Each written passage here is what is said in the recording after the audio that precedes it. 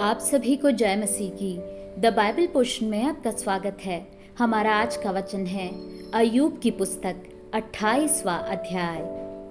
चांदी की खानी तो होती है और सोने के लिए भी स्थान होता है जहाँ लोग ताते हैं।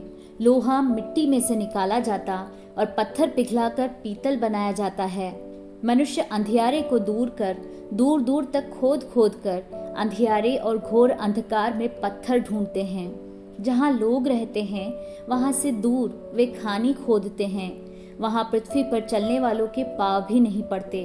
वे मनुष्यों से दूर लटके हुए झूलते रहते हैं।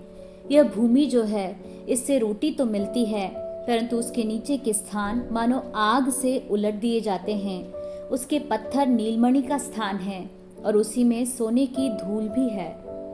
उसका मार्ग कोई मांसाहारी पक्षी नहीं जानता और किसी गिद्ध की दृष्टि उस पर नहीं पड़ी। उस पर हिंसक पशुओं ने पाँव नहीं रखा और न उससे होकर कोई सिंह कभी गया है। मनुष्य चकमक के पत्थर पर हाथ लगाता और पहाड़ों को जड़ ही से उलट देता है। वह चट्टान खोदकर नालियां बनाता और उसकी आंखों को हर एक अनमोल वस्तु दिखाई पड़ती है।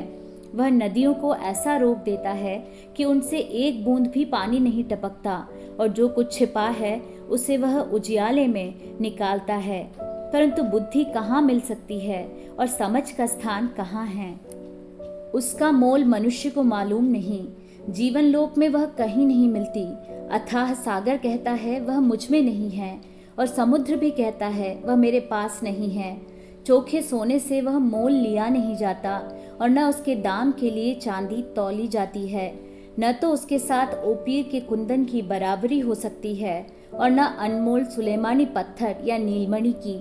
न सोना न कांच उसके बराबर ठहर सकता है। कुंदन के गहने के बदले भी वह नहीं मिलती। मूंगे और स्फटिक मणि की उसके आगे क्या चर्चा। बुद्धि का मोल माणिक से भी अधिक है। कूश देश के पद्मराग उसके तुल्य नहीं ठहर सकते और न उससे चोखे कुंदन की बराबरी हो सकती है। फिर बुद्धि कहाँ मिल सकती है और समझ का स्थान कहाँ है? वह सब प्राणियों की आंखों से छिपी है और आकाश के पक्षियों के देखने में नहीं आती। विनाश और मृत्यु कहती हैं, हमने उसकी चर्चा सुनी है, परंतु परमेश्वर उसका मार्ग समझता है और उसका स्थान उसको मालूम है। वह तो पृथ्वी की छोर तक ताकता रहता है और सारे आकाशमंडल के तले देखता भालता है।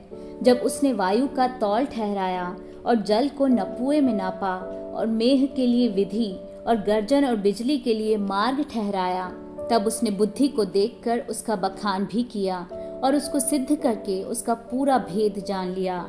तब उसने मनुष्य से कहा, देख, प्रभु का भय मानना यही बुद्धि है और बुराई से दूर रहना यही समझ है।